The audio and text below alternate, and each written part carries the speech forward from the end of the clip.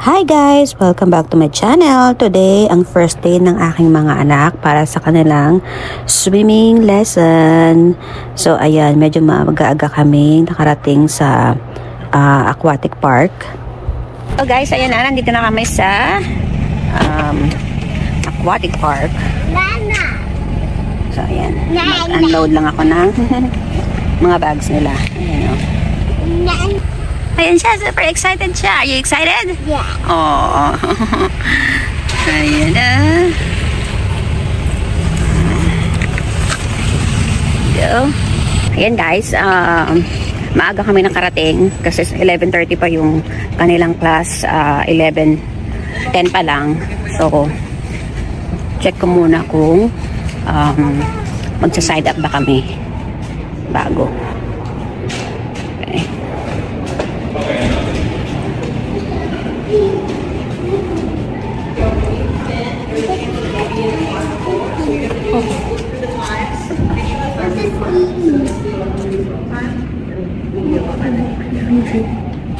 Hi. Do we need to sign or only this one?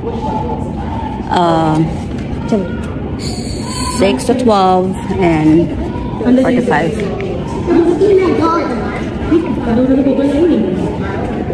Okay. So we do it every day, every time. Okay. Thank you. So ayan na guys. Yan pala, magsa-sign up ka pala doon sa attendance sheet. So kada every day na class nila, sign up lang pala ng name kasi ando na yung mga names nila tsaka kung anong oras. So ayan, hintay na lang namin yung time bago kami pumasok sa loob.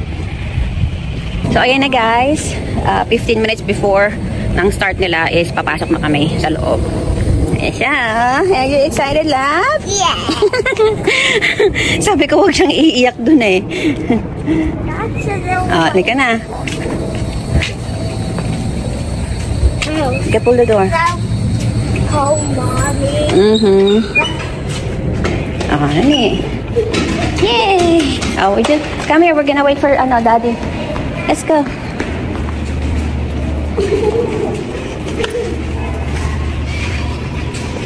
Alright, sign muna kami, guys. Ayan. You're so excited? I can't wait to come. Are you excited? I cannot wait to come in. Yeah.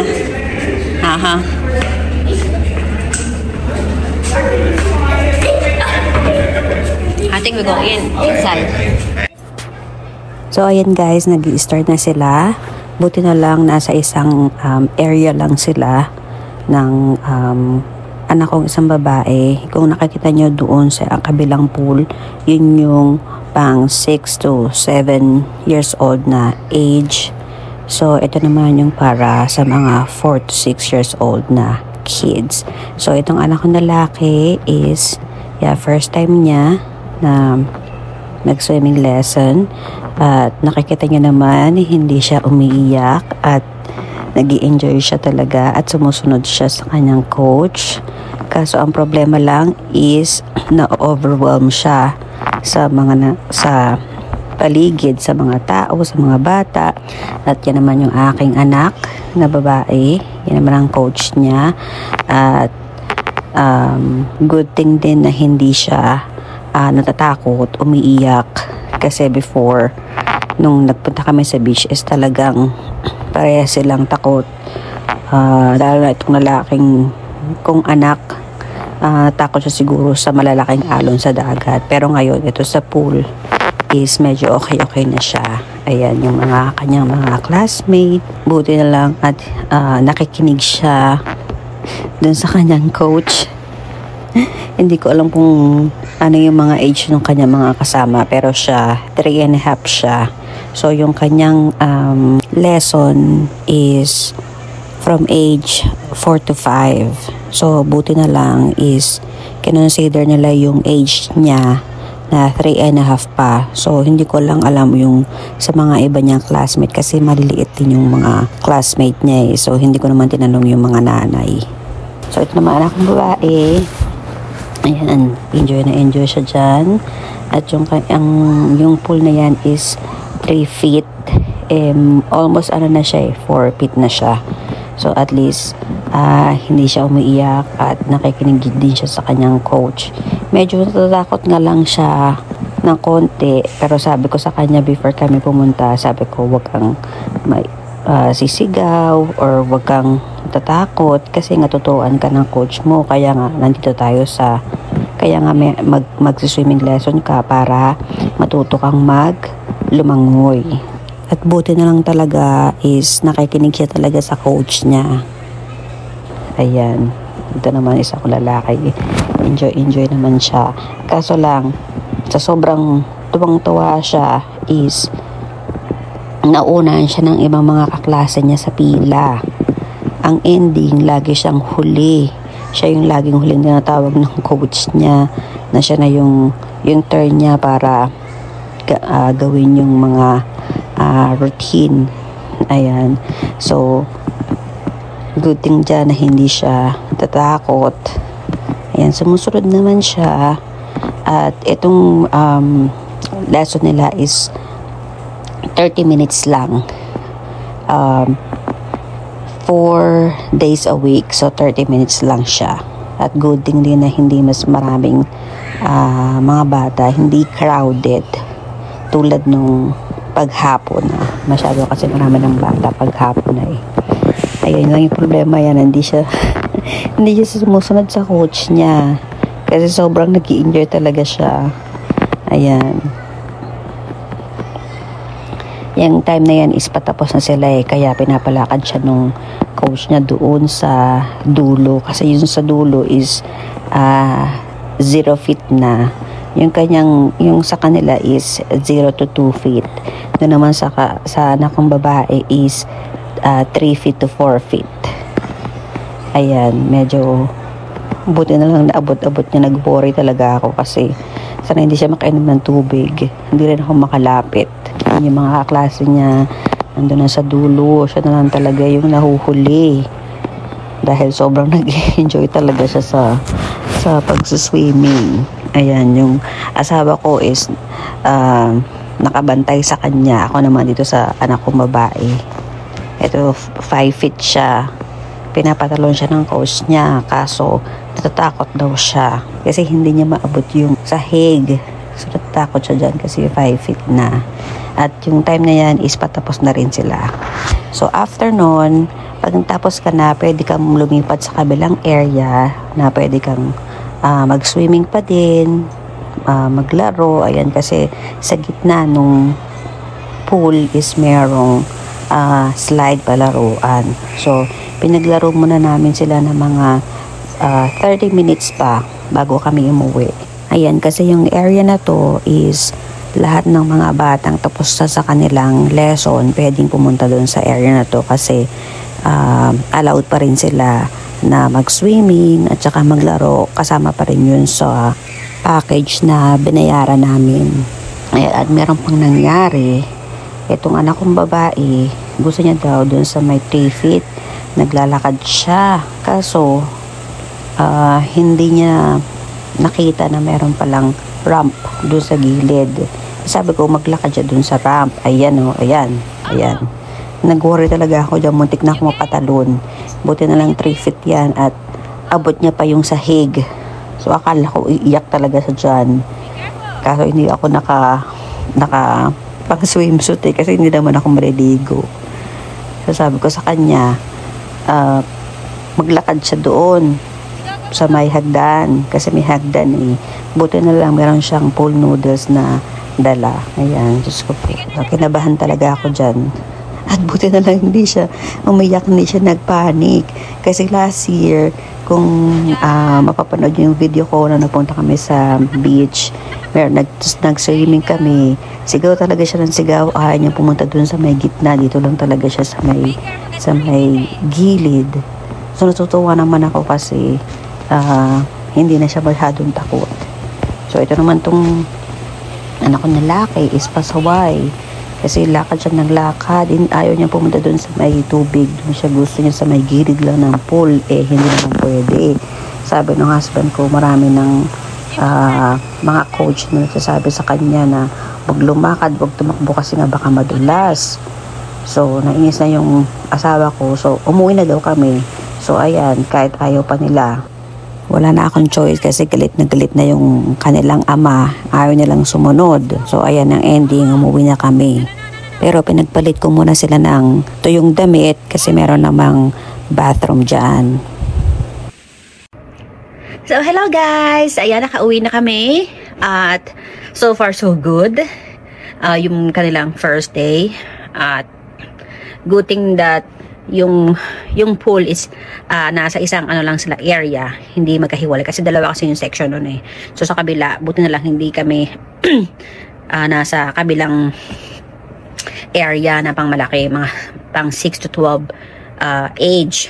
Kasi yung akin is 4 to 5 and then isang 6 to 11 age kasi sa akin is 6 and 3. So good thing that nasa isang pulang sila pero magkabilang area. Yung isang anak kong babae is nasa ano siya 3 feet area and then yung isa ko namang lalaking anak is nasa ano siya mga 2 feet area lang siya. So yun, at so far naman na parehas silang hindi umiyak. Medyo bisigaw-sigaw lang isa kong anak na babae kasi 3 feet nga at though she's ano na almost 4 feet. So good thing that sumisigaw-sigaw lang siya ng konti kasi nga hindi niya maabot. Nagtitingkad na lang siya. Pero so far naman na-enjoy niya at hindi siya talagang grabe iyak niya tulad last year na nag-swimming kami sa pool. So talagang ayaw niya talagang bumitaw. Ngayon is okay. Siguro dahil may marami siyang mga kaklase. Siguro mga ano sila 5. Ganun. Tapos naman isang lalaki kong anak is he's not paying attention sa coach niya. Ano siya, na-overwhelm siya dun sa pool. Kasi yung area niya is andun yung mga, kasi maliliit pa eh. Andun sila sa may stair. Tapos yung tubig. So na-overwhelm siya doon sa pagtalon, sa pag-akyat, baba dun sa stair. Hindi siya nakikinig dun sa coach. Ang ending, lagi siyang nasa huling pila. Pag kasi, ano sila, pumipila sila both side. 6 kasi sila. So, ending, lagi siyang huli kasi nga, lagi siyang, hindi siya pumipila, lagi siyang talon ng talon, ganun. So, hindi nakikinig. Pero, okay lang din dahil, ano yun, first ground yun, na matuto siya na may ibang tao na nagsasabi, nagmamando sa kanya.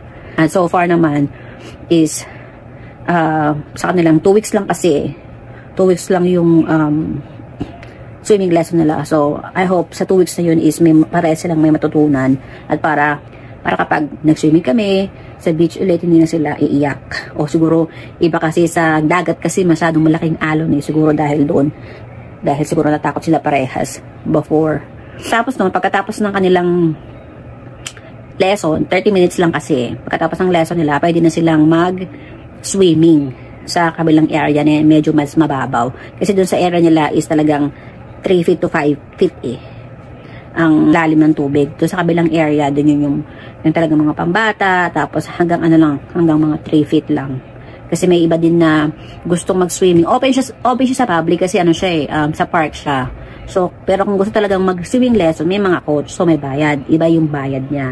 Pero kung gusto mo regular ka lang na mag-swimming ka, may bayad pa din. Pero mas, mas mura. Siguro mga pag-adults, mga $5 to $6 per adults.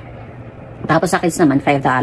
Kapag hindi ka nag-enroll ng swimming lesson ha, pag pumunta ka lang doon na gusto mo lang mag-swimming, ganun. Pero kapag mag-enroll ka ng swimming lesson, yung swimming lesson kasi nila is nasa $60 for 2 weeks. So 4 days a week yun. 30 minutes lang. Every day 30 minutes.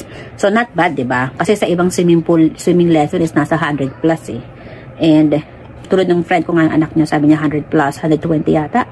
Hindi ako nakasama nung last time kasi nga nag-vacation kami sa pinsan ng mother-in-law ko. So hindi kami nakapag sign up sa swimming lesson. Pero sabi niya, ang mahal tapos hindi naman natuto yung anak niya. Hindi masyadong natuto. So now, in-enroll niya ulit dito, dun sa park na pinaglaruan namin ng softball. Kaso, ang problema, yung anak niya, magkaiba ng magkaiba sila ng time ng anak ko. Kasi magkaklase sila sa magka-team sila sa softball eh. Nauna siyang mag-enroll dun sa swimming lesson. Ako naman, a week after, tsaka ako nag-inquire. Puno na yung slot nung nakuha niya. Kasi mga 6:30 yata, 6:30 to 7. Kasi yun yung applicable sa kanya kasi marami siyang ginagawa. May na silang business. So, nung pumunta kami doon, after that, puno na. So, ang pinili ko na lang umaga, mga 11:30 to 12. At saka, guting din dahil hindi masyadong crowded. At nakita ko din yung isa ko pang friend doon na ka-teammate din ng anak ko. Kaso, mas maaga naman sila ng konti. Mga 10 to 10:30 naman yung lesson nila. Doon, naabutan din namin sila. Kaso, naglalaro na sila. Paalis na sila, ganun. So, yun lang, na-share ko lang. At, bigyan ko pa kayo ng maraming updates sa kanilang swimming lesson na hopefully is, at is na sila. You know, hindi na sila masyadong natatakot na sumisigaw kapag sa pool sila, naliliko sila sa pool. So, ako rin, gusto ko rin sana mag-swimming lesson, kaso wag mo na ngayon masyadong mahal. Kasi silang dalawa na, $120 na eh. So, ako, tsaka na lang ako. Though, marunong naman ako mag-swimming, kaso, pag malalim lang siya, parang nagpapanik ako. Gusto ko yung i-develop yung sarili ko yung sa panic attack. Na kapag hindi ko na nagkakapa yung sahig, doon nagpapanik ako. Though, naman ako, marunong akong mag-sumisid, marunong akong medyo lumangan na konti, ganun. Kaso lang talagang, pag hindi ko na siya nakakapa, yung kapag malalim na, doon ako nagpapanik. Siguro panic attack yung kailangan kong i-develop sa akin. So, yun, sabi ng asawa ko, tsaka na lang daw. Sabi ko, yun nga, tsaka na lang talaga. Pero kung gusto mong sumama dun sa pool na with your kids, may extra bayad. Sabi ko naman, okay lang naman kasi allowed naman kaming makita sila. Ando kami sa side nung pool area. At least makikita namin sila. Allowed kami at hindi namin sila makikita malayuan ganoon. At least makikita namin sila. So yun lang ang aming update. Medyo hindi masyadong mahaba yung aking vlog today. But it's still, I hope you enjoy it. And hanggang sa susunod na aking vlog. So, please don't forget to subscribe or follow and share na rin my video. So, hanggang sa muli. Always be kind. Bye!